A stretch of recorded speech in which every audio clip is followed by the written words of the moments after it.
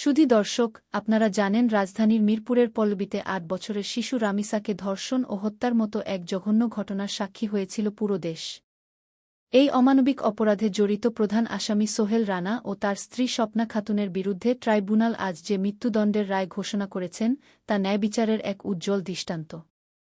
আমি ব্যক্তিগতভাবে মনে করি, এই ধরনের অপরাধের বিরুদ্ধে আদালতের এই দ্রুত ও কঠোর সিদ্ধান্ত সমাজে এক শক্তিশালী বার্তা পৌঁছে দিয়েছে।